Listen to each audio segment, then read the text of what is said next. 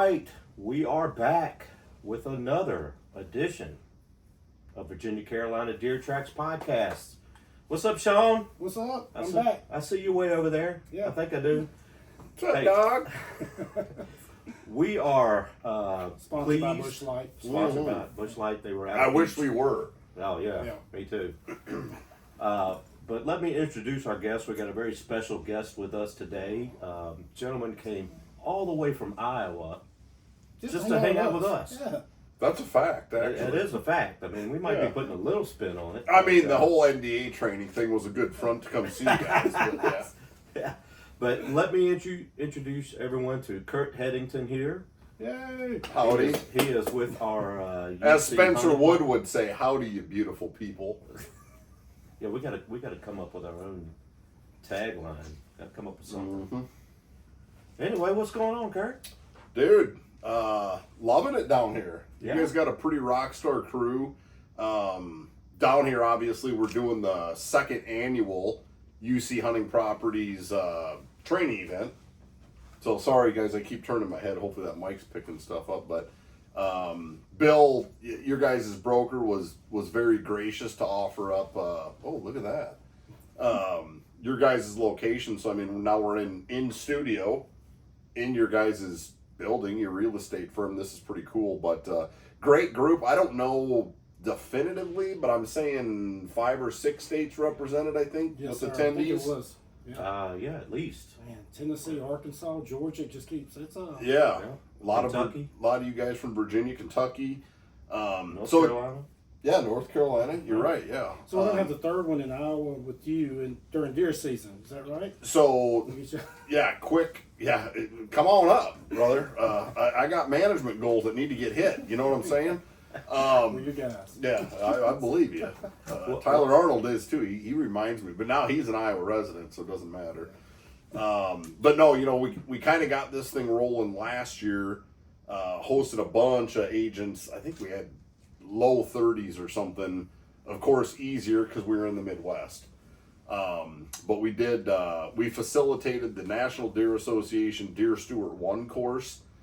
Same thing we're doing here. Yep. But our ultimate goal is next year to be able to bring everyone together that's in UCHP that's been through DS1, and it doesn't matter if they did it in a group setting with us or if they've done it on their own, because it is an online thing. You can do it on your own. It would be painstakingly long and brutal, which is why the group setting's pretty cool. The internal made it interesting. I'll say that. Hey man, we try. Appreciate it. We try, but you know, ultimate goal, like I said, is next year to bring everybody together. You know, have a group of 50, 60, 75 people. We'll probably end up doing it somewhere. I don't even know yet. And I'm not even going to go out and throw it out. We got some ideas, but I mean, we'll try to do it somewhere relatively central, make it make sense. But DS2 is a lot more hands-on in the field. You know, you're out literally doing the stuff, and the NDA brings their staff in to facilitate the training. That's awesome. But yeah, ultimate goal is to get everyone, you know, up to DS2 snuff, and keep it rolling. And then beyond that, dude, we'll just keep picking different, I don't want to say curriculums per se, but the goal is to keep bringing the UC Hunting Properties team together and upping everyone's game, leveling up on another topic, another subject, maybe getting you know, a different credential or whatever, so you guys can keep just hammering and bringing value to your clients. Absolutely. And I love what you all do for us already, because you've said it plenty of times. So it's like we're all together. It's like we can just call you, message you, any questions we may have, and I mean, we all work this circle where we stay up on every state pretty much because we cover the whole country. You know, Now, before we go down this rabbit Yeah, hole, yeah. let me back up and hit the I could talk all day about this. Let me hit the reset button real quick. All right. First of all, Curt, you host UC Hunting Properties podcast. Yep. So this is a little bit different format for you because you were the interviewee instead of interviewer. Yeah. So, with that being said, before we go down that rabbit hole of the NDA courses, let's talk a little bit about who Curt Headington is. Where'd you come from? I mean, How did you get to where we are I today? like puppies and long walks on the beach. No, I was born. Swipe right. Yeah, Swipe right. yeah, exactly. This isn't an X-rated podcast. I keep forgetting. Not yet. Yeah, and we can get there. Couple more lattes. No, I mean pretty cut and dry. I mean, I'm an Iowa farm kid, born and raised in Iowa. Went to college in Des Moines. Went to college in Dubuque, Iowa. Business. I've been business since day one. I did a what I call an 18-year stint in corporate America with a very large transportation and logistics company. And I don't regret that. You know, I made a good living and at the time loved it. I was a director of enterprise accounts, so a pretty fancy name for like a national account manager. Very important. But I'll tell you this, guys, it was a damn good training grounds on being exposed. Oh, sorry, that's my bad. Being exposed to what I would just call business at a lot different level. I mean, they were all multi-million-dollar contracts when I got to the end, and really nothing was different. The game was the same. The numbers were bigger, and that's why it was a good training grounds. I mean, don't get me wrong. 18 years in, I would have been effectively halfway done with a career had I stayed. And a buddy of mine, Mark Heck, and a lot of you know him from TGR, the Give and Right TV. Mark, very successful business person, tore up with hunting. And at the time I had a pro shop on the side, an archery pro shop on the side, and had a good buddy that helped me run that. And so that was my nights and weekend thing, because it was a labor of love, truthfully, and the area needed one. So I fired up a pro shop. Then I started taking care of Mark, kind of being his archery guy, I guess, for lack of a better term. And that relationship just blossomed. And then my good buddy, Gerps here, Chris Van Gerpen, he ended up being Mark's full-time farm manager. Mark's got farms literally all over creation. He lives in Iowa, northeast Iowa, up by us. But he's got land everywhere, and you've never met another human being more tore up. Not just with killing and hunting big deer, but like the process, right? Everything that goes into it. Well, anyway, long story short, Mark and I became friends, and we had always joked about, at some point, something's going to land us into working together and, in the outdoor industry, something we love. And I'll be damned, a couple years later or whatever, my phone rings and it's Mark. And at the time, he was in the process of acquiring Expedition Archery. And being a pro shop guy, I was like, I've heard of it, but I knew they were more of a, what I would consider one of the boutique bow companies. They weren't big and mainstream, but I also knew they trended well. Like in the past, they had bow their one year on Outdoor Life and stuff like that. So, it was kind of in that moment, he's like, I want you to come run this thing. Help me get it up and running. We're moving it to Iowa. It was founded, and when he acquired it, it was out in Yankton, South Dakota. But no doubt, a handful of guys literally went out, trained at Expedition on processes and how they do what they do. And then they loaded the stuff up in 53-foot trailers, hauled her to Iowa. In between time, Mark bought a building in our hometown, Decorah, northeast Iowa.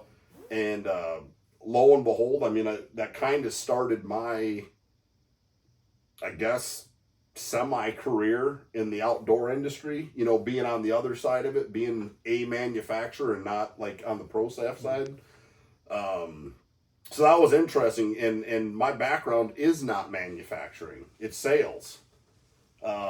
So, having employees, managing processes, working with vendors and stuff, good, bad, or indifferent, it was I like to say it was a good run. And the day we got a legit person hired with that background, I was pretty excited because guess what I was going to do? I was coming full tilt into the real estate world. So that's snippet, I guess. It's very evident you love what you do.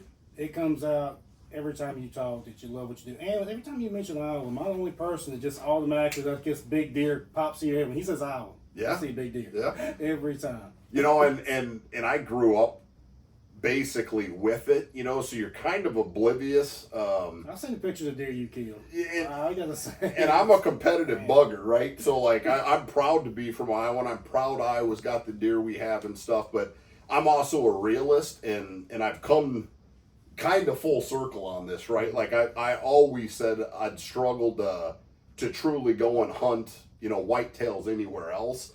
But the reality is, like, working with you guys, working with a lot of the agents, you know, I get exposed to, the reality is, not everywhere is Iowa. And honestly, I think most of that's on regs, right? Like, Iowa's done a pretty good job managing its resource, especially for as little, in general, how little, like, forested timberland Iowa really has. Most of Iowa's a cornfield, right? Mm-hmm. But where there is timber, and the fact that our regs are such, and they're limiting, you know, like I was not overrun with outfitters because dudes can't get tags, right? It's a very sought after tag. Even our unit where I'm at, you know, you might wait 5 years to come bow hunting, you know, and people can't even fathom that. I'm still waiting. Yeah, I mean, I have numerous really close friends that literally moved to Iowa specifically because of the deer hunting. I mean, literally, they were so tore up with dropping it. Tyler right now. I'm just waiting. Tyler, if you're listening. Oh, hey, Brian too. Brian, Yeah. From North Carolina. Yeah. Right. That's what I'm saying. It's probably them right now talking about hunting. It's like a disease you don't want to get rid of, right? And as the game elevates, you want to put yourself in the, you know, you want to be in the Super Bowl every year, right? So, anyway, sorry, I could blab and blab and blab. I don't even know how we got on the topic, but I always jokingly say, I mean, we got two things going in Iowa. It's big deer and wrestling. The corn, the soybeans, and the pigs, that's just a given. It's Iowa. Yeah. So, anyway, there's a little snapshot. There it is. Yeah. There it is. So, what is your exact title with UC Hunting Properties? You know, I don't know. I think my business card says like program manager, and I could care less about a title. I mean, truthfully, could care less. The whole thing came because Travis Homley and I got to be pretty good buddies, and like then I understood this. I got exposed to real estate. You know, I'm part of a brokerage in Iowa, and that brokerage was an extension of his business out of Wisconsin. And God knows Travis has a model, right? Oh, yeah. So when he expanded into Iowa, that's truly when he and I started working together, and I was starting to get exposed to it. Cause I'm not an agent. I'm not a broker. Other than a few deals, I'd never really even been exposed to real estate and understand per se the inner workings. And then to be exposed to like United Country, because by default, you know, we became part of United Country. And then the whole thing literally did start to click for me, and I'm going, okay, this is way bigger. You know, Trav did have a really good idea eons ago. Mm-hmm. United Country being hooked up with Realtree, I'm like, you know, with my time in the outdoor space, I'm like, that's brilliant. You know, and it speaks to a whole different demographic, and that brand awareness has a lot of weight. Yeah. So I mean, find any bigger than that. I mean, that's the thing we talk about all the time, but we can't emphasize enough of how large United Country is in land sales compared to everybody else. And to me, being an outsider looking at that and going like, oh my gosh, you know, like United Country already has this network, you know, and I always call it the gangster network, right? Like dudes that live, it's in their DNA. The OGs. Yeah, like literally the OGs. But that, you know, I'm not saying the story hadn't been told. My argument would be, I don't know that the story had been told properly. You know, and if I had to bottle up what UC Hunting Properties is, you know, in one statement, that's it. Like my goal is to help you guys like collectively all tell the story properly. Because I mean, dude, we are the big dog in the fight. But everyone's heard me say it, perception's reality. And that perception can get changed through marketing and through programs and through training.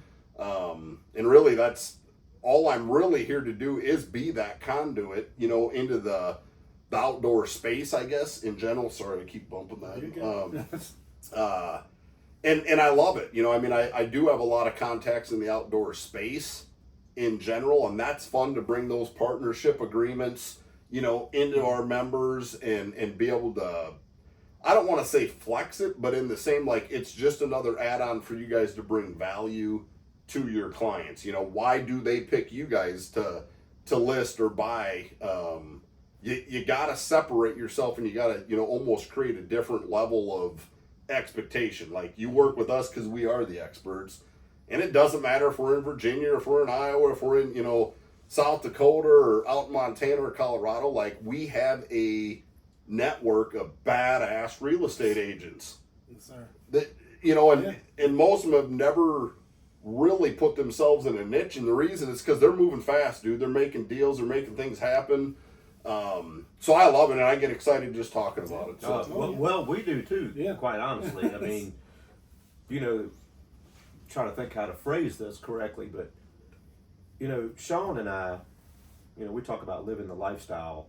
I mean, we're just like two dudes that get together and talk about hunting every day. Yeah. And we would be doing the same thing whether we were UC hunting properties or not. I mean, because that's just who we are. Yep. You know, and the fact that there is this vehicle, you know, this conduit, like you said, to kind of bring all of us together. I really appreciate being a part of that, and really like the direction that it's going. Man, the website is by far the best website out there. I mean, I'm just gonna say. Appreciate you saying that, man. This is awesome. And like you said, when you go to link to it, I mean, everything pops up on how many states we cover, and everything's highlighted. I mean, it's user friendly. And done properly, I mean, the algorithm and stuff is there, you know, and that's why I was saying, you know, like I feel like dealing with basically only type A real estate experts, land pros, you know, it's about the equivalent of herding cats, right? Because I mean, it's like squirrel, everyone's going 90, but in the same, when, you know, collectively, when we start beating that drum, boy, the music gets loud quick. Yes, sir. And really that's the goal. And like I said, I feel like we're still at the tip of the iceberg. You know, I think there's a lot we can do. I agree. But we're going to keep beating that drum louder and louder. Everything was selling so fast, and we were so ahead of ourselves that the thing that bothered me the most was not having even time to put my game cameras out before something was selling. And sure. Here lately, I've actually got to put a couple cameras out, and it's exciting to see what we got showing up. I mean, it's just... For sure, the COVID drunk is done relative to real estate, right? I mean, I think everyone can agree, but you know, the one thing that hasn't changed is the passion, right? The people that really have it in their gut for hunting, and I don't care if we're talking about ducks, pheasant, deer, elk, go right down the list, right? If you're tore up, you're tore up. I think, and then I'm going to make a little prediction here. I don't think we're going to see rec land tumble. I really don't. I mean, tillable slowed down in Iowa, you know, and that's always kind of drove the stuff, right? Oh, you can grow 300 bushel corn, it's worth a boatload of money, right? I think we're going to start seeing more transition out of, you know, traditional markets and more of them guys moving their money out of the market and pouring it in land. Number one, because it's stable. But number two, because you can physically stand on it. Amen, brother. And something else is like what we do with specialty properties, what I would call it. The seller's always surprised at how many cash buyers we really have. So the interest rates and all this stuff going on, and I mean, it's like that factored in. I mean, it was. That was it's funny you say it like that, because I mean that was one of the first things that like literally kind of hit me right in the, you know, right in the mouth. You get into real estate and you start to realize how much money's out there in circulation, and you never know what you don't know, right? Like, there's a lot of people with a ton of money in the market that literally tomorrow can pull it out and be a cash buyer. There's a lot of people that had what I always jokingly say is a big little company, right? It might not have been a Fortune 50 company, but you know what? They might have retired with 10 employees, but they've socked away $30 million over the course of their career. Guess what? Stroking a check on a $6 million deer farm because that's where they want to take their grandkids. They don't even bat an eye. because it's an investment. They look at it like an investment vehicle. Could I get that person's name and number? I know I have told them actually. But it's been fun to see that. And then, I mean, the other side of it, you know, a lot of what we focus on and have an understanding, you guys and a lot of our dudes in network, you know, using land as that investment vehicle, but you still get to enjoy it, love it, take the kids hunting, you know, shoot big bucks, kill deer, you know, kill ducks, whatever. I think it's a good time to name drop, stand on your investment. Amen, brother. Amen. Amen. That is trademarked, by the way. I absolutely love that tagline. I mean, it makes so much sense on so many levels. Mm-hmm. And I think it would. I even did a little snippet video With the last week. Yeah. You know, after that little market kind of scare was like the perfect. I time, love that video. You know, it's like, man, you can't hunt on your 401k. Mm-hmm. You know, somebody looks at another country the wrong way in the stock market. You know, and all of a sudden you've lost half your retirement. You know.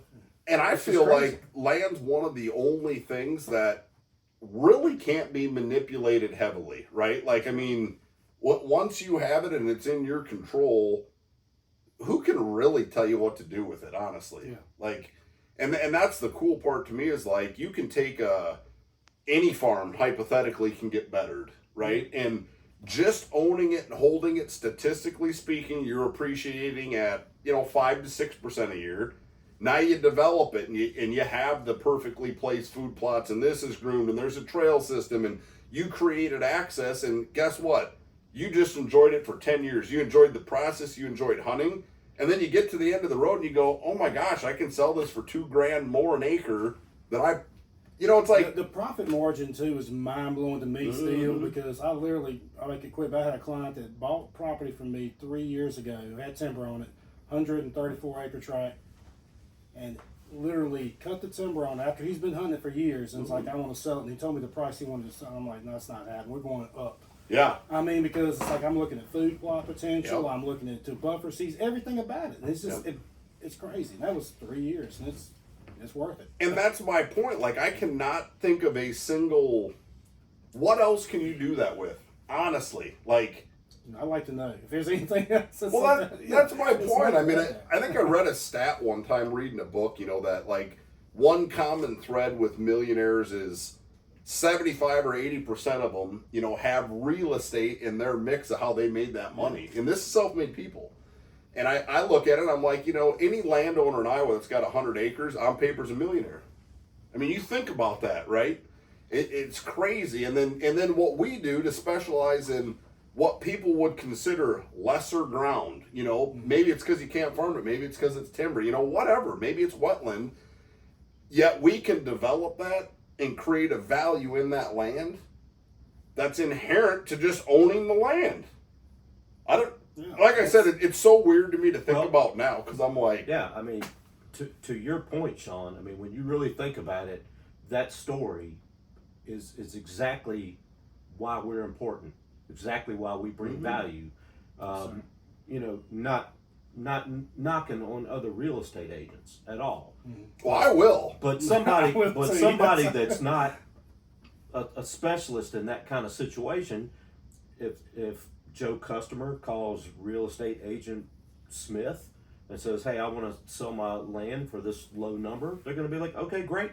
Go out, stick a sign up, High be five done." each other and done. We're not going to leave money on the table. Shawn, you know the next guy that's going to be high-fiving? You and Mike, when you drive down the road and see it and go, oh, wow, they missed the boat. Yeah. You guys swing in and buy it or have a client buy it that you could immediately flip and turn, you know, profits like that. Yeah. And that's what I'm saying. Like, Slade Priest says it best. I mean, like, you can't fake being a land pro. You either get it and know the game or you're going to take a beating. 100%. Because you can only miss on a deal like that so many times before word gets around. Like, dude, you don't sell land with ABC Company, right? If you're going to sell land, hunting land especially, these are your dudes. They get it. They know how to value it. They know the potential. And honestly, I would argue the network of buyers, that's a fairly small, you know, dude, you think about it, 4% of the population hunts. 4. Yeah. So we're the minority. Wow, I didn't realize it was that low. 4%. One of the things that's happened too is when I first got into this was had a property I sold cash buyer, and it changed the market somewhat in that area.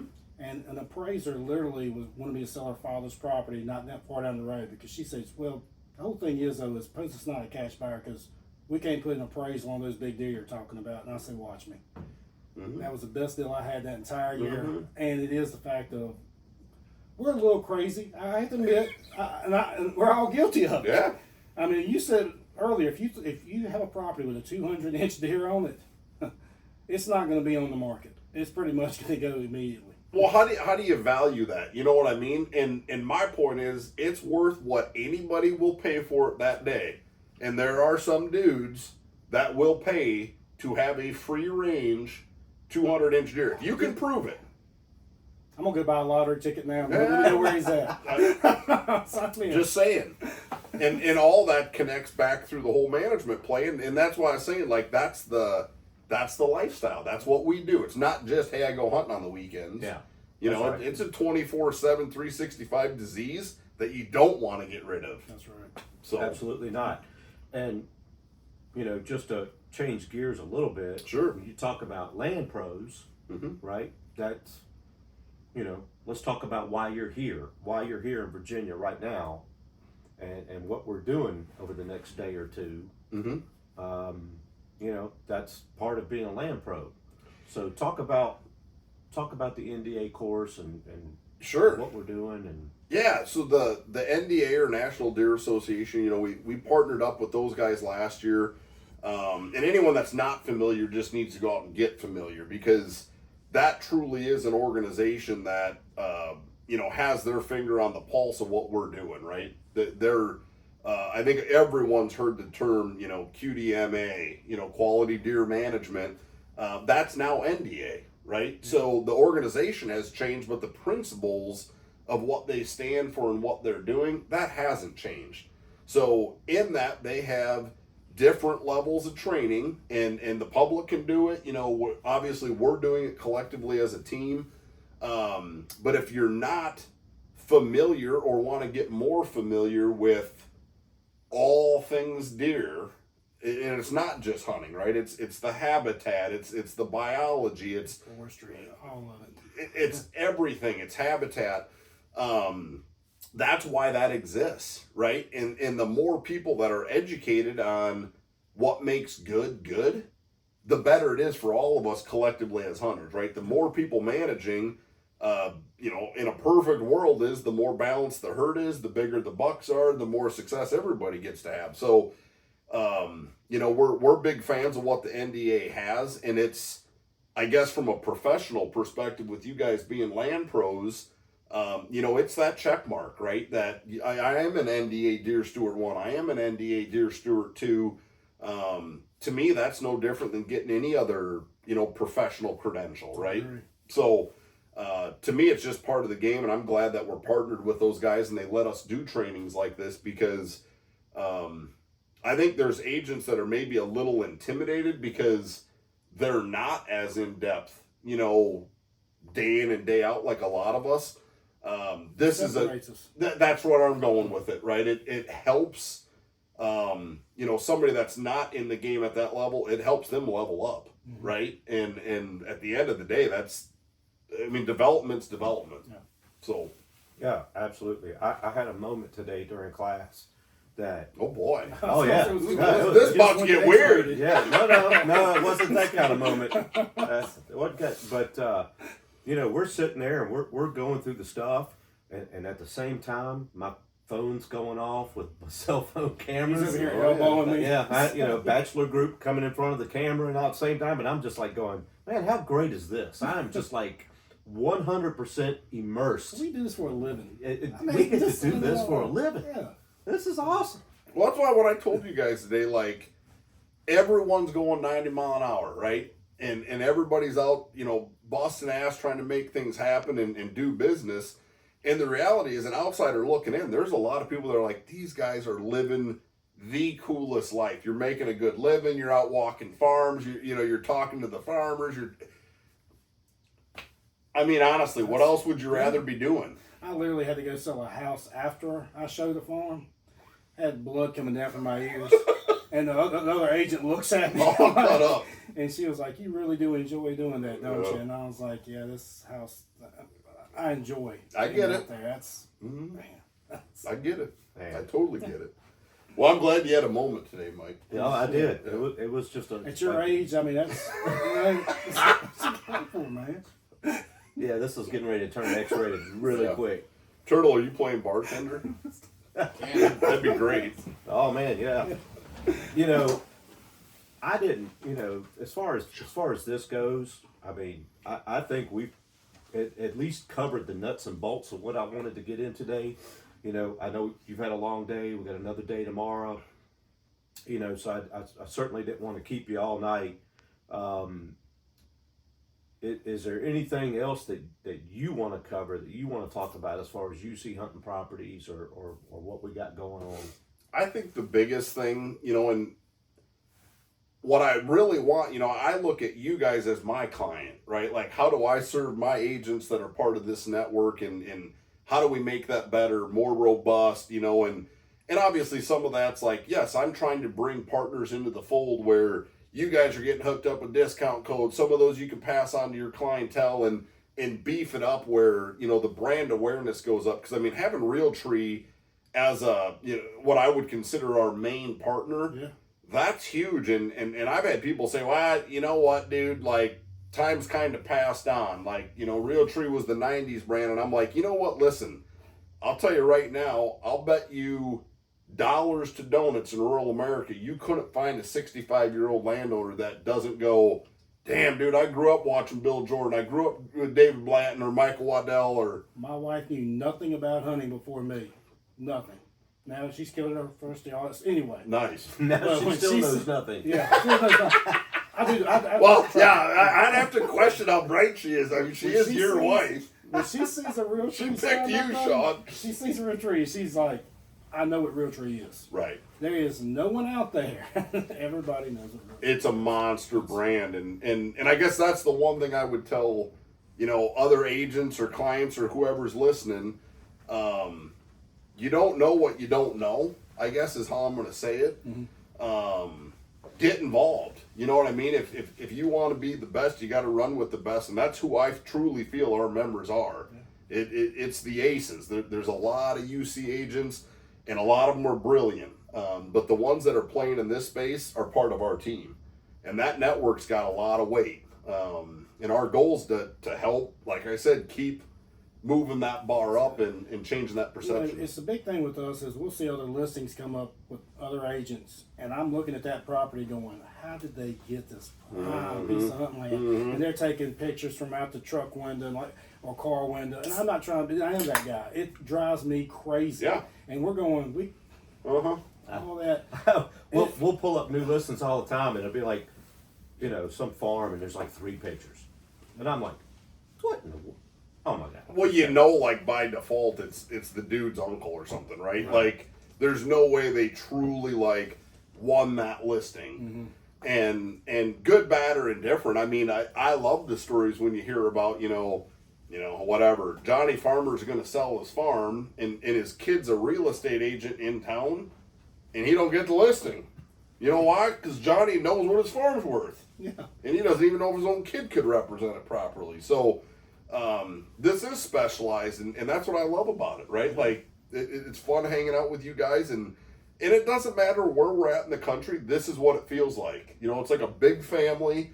And heck, I mean, a lot of these guys have become, you know, near and dear friends of mine. Some of my best friends are now the dudes we're interacting with. We're going on hunting trips. We're doing We're stuff. talking about leasing hunting land. Yeah, I mean, holy moly, yeah. Tyler Arnold's blowing us up. We got to get this place. I'm like, yeah, I agree. I totally, and I get it, you know.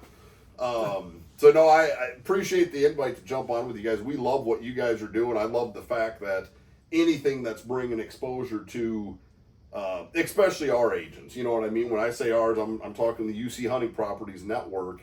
I'm all about it. We're in full support, and if there's anything we can do to help your guys' wheels spin faster, you just got to holler. Man, we really appreciate you. I tell everyone y'all do so much, and can't thank y'all enough. We try, man. It's awesome. All right, before we hop off here, one question for you. Okay. You got one weapon, You got one species. Mm-hmm. You got one location. Fire. So you guys are gonna laugh. Well, you probably won't laugh. But I'm skipping over deer, dude. I mean, deer are my DNA, but like You going to elk? I can see this happening. 100%. If I had one animal to pick the rest of my life, it would be chasing bull elk in Montana with a bow. Boom. Love it. Yeah, Yep. for Love it. sure. Love it. I think that's the mic drop moment. Bam. Yep. Now that might change though, Mike. I got a moose hunt coming in September. Ooh. Where at? So if that Alaska. Oh man. Oh, you Okay. poor Yeah. bastard. Yeah, I know. But I don't know. I mean, to me, the moose thing has always been the top of my bucket list. You know, to have a great big Yukon bull out of Alaska.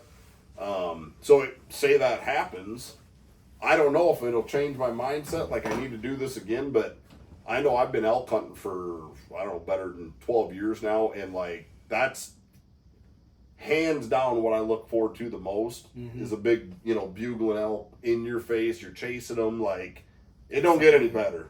Yeah. That. It's like guys that are tore up with Interaction turkey of- hunting. I'm like, dude, it's just because you haven't been elk hunting. You know, like this is 900-pound turkey. So, but to each their own, man. Yeah. Right on. Well, I think we're going to wrap it up right there because we've actually got somewhere we got to be this evening anyway. But we appreciate everybody tuning in. Curt, appreciate you Thank jumping on. Appreciate such you short guys. notice. Thanks, sir. Always enjoy it. It's always a good time, and we'll be back soon. Keep hammering.